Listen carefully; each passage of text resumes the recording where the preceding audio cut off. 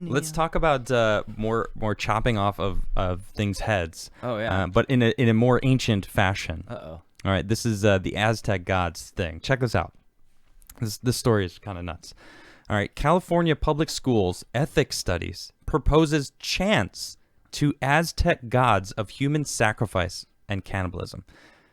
Now, this is a real story. I'm not, this is not satire. I can't believe this is real. It really is. All right. I can. Someone from California, by the way, totally. just to As let a you all know, Californian, this guy is from California, This fits our narrative. I feel it. he's from there. Anyway, let's read about it.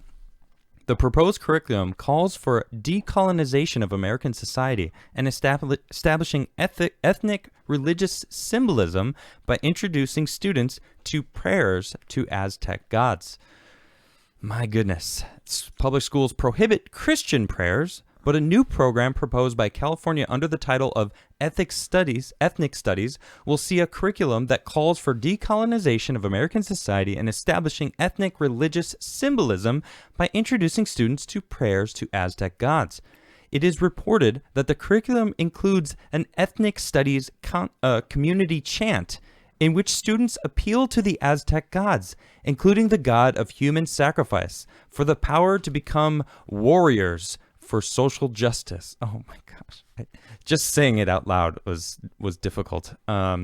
This is being understood as a means of forcing students to chant to the Aztec gods of human sacrifice and cannibalism. The curriculum, if approved, will affect the state's entire primary and secondary education system, which consists of 10,000 public schools serving a total of 6 million students.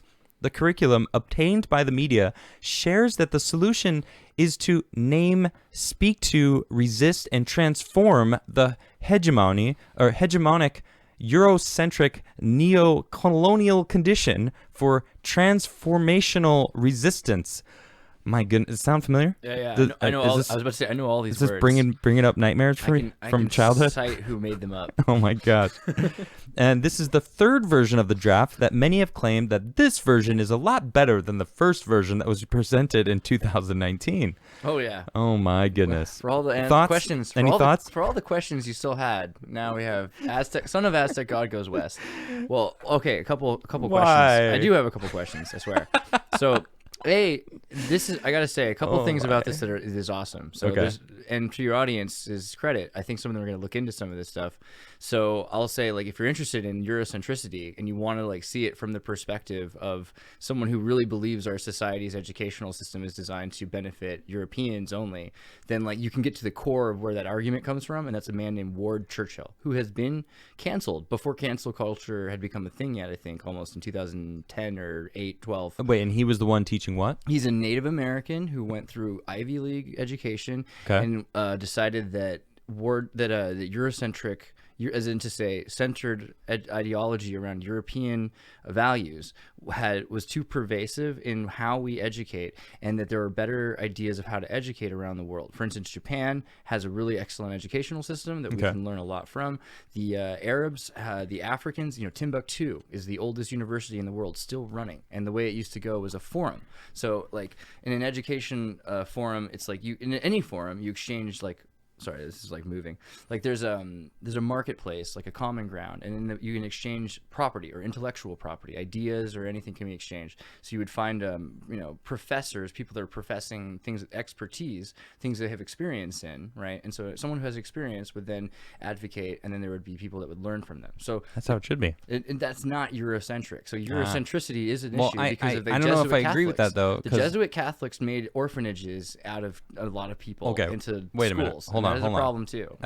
So, for example, I know a little bit more something about the Swedish school system, which is pretty dope. Yeah. They've got trade high schools. Yeah. They've got musical high schools. Nisha went to a musical high school. She knew she wanted to get into music, so her high school was a music-based high school. Yeah. Scandinavian values. So they prep you to a life that you're going to live in high school, not just give you some sort of generic BS education that you end up like not remembering half of it, and then 40% of it you don't never use because it's pointless.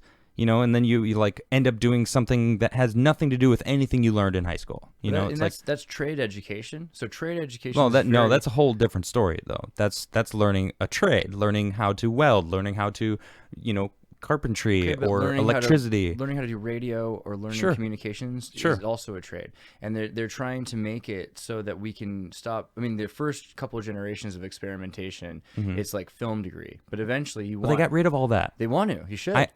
What? They got rid of high school or radio classes? No, I'm sorry. I mean, they should get rid of film degrees and they should put it in high school. So where I come from, okay, there I agree with. We still do have TV academies in our, you know, my but in high school though? Yeah, our high school had like a TV station. Like, cool. Like for like kids in the school to watch. Yeah, high school is not the same now than it was when I. Oh God. How old are you? Do you mind? I'm 3,000. No, I'm 32. In your 30s? Jeez, I just turned 32. Okay. Yeah. Okay. You're young still. You're young.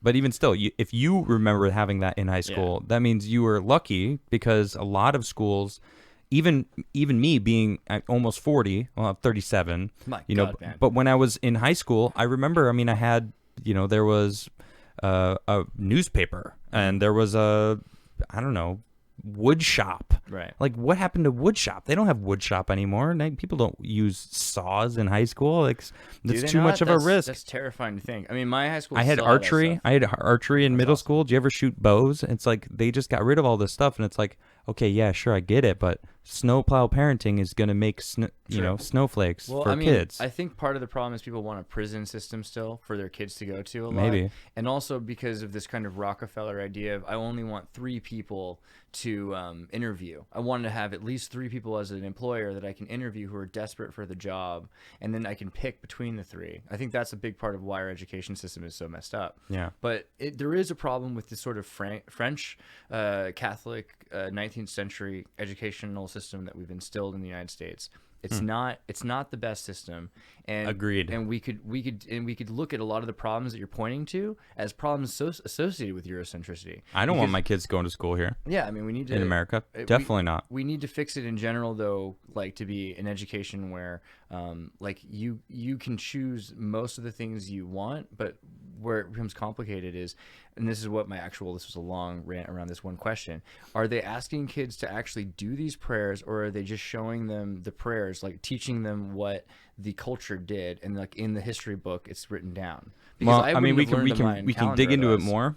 Well, it's like I wouldn't have ever learned the Mayan calendar if they were like to have hidden it from school. And I was really like shocked to find out. You learned it in school? Yeah, because in 7th grade we had a class on like the Mayans. Now, was that your teacher specifically that did that? In the book. Or was it curriculum? It was in the book, and it was something they weren't going to address, but it was written in the book. See, we have to get over the fact that humans are not factory workers. Right.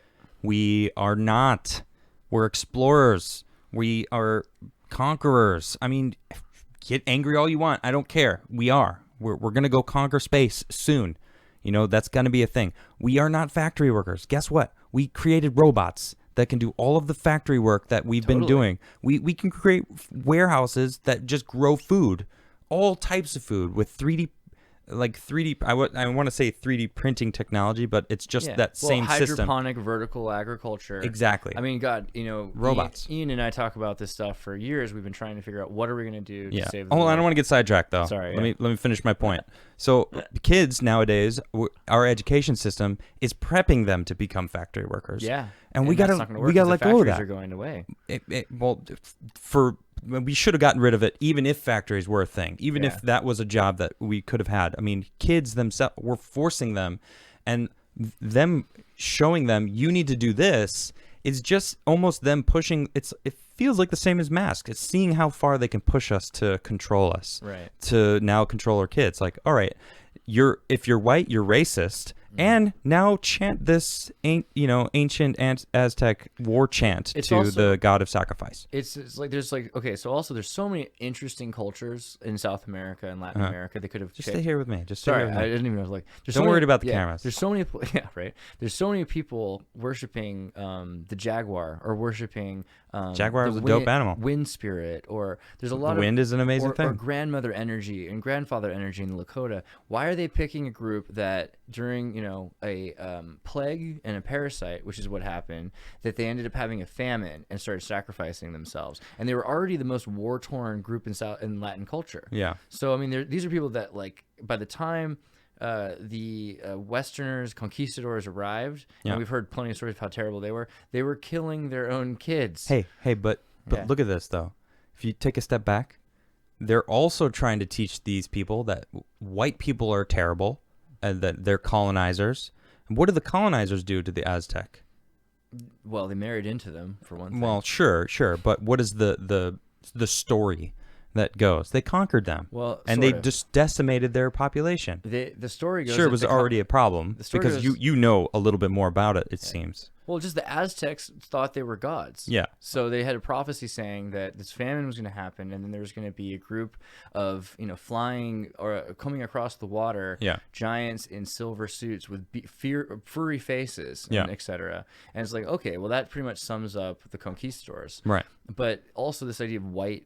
Pink Floyd, we're not white, we're pink. And this True. idea of this homogenized fascistic white beam coming out of the Dark Side of the Moon poster, that's the white. And it seems like that's what they want to instill, is this homogenized, UN Babylon culture.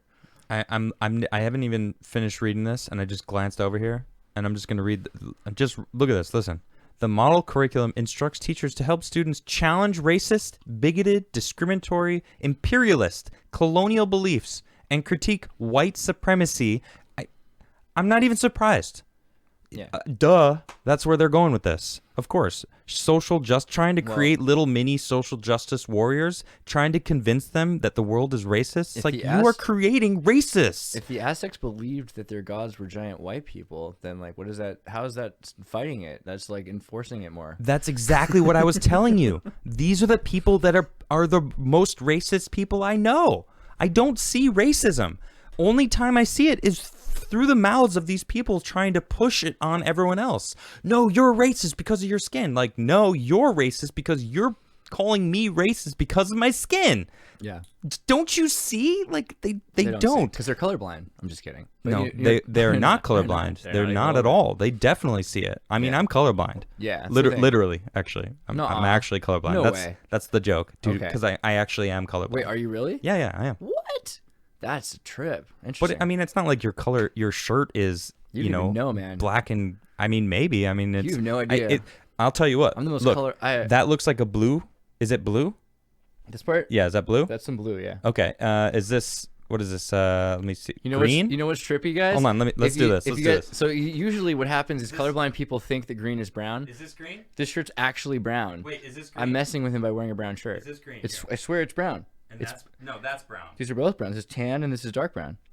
You just blew my mind. I had a website designer. See, my eyes work differently than yours. That's true. And that's okay. I had a web designer who found out he was colorblind because of like my life. He's like, wow, I had no idea until I knew there were so many colors through you. Like, but yeah, you might not are need them. A very colorful person. You too. It's no. You're colorful. I wear black with one splotch of color. Your aura, though. That's how I do it. Well, I'll take that compliment. Thank you very much. All right, look, you have to come on again. Oh my god, because you're a lot of fun.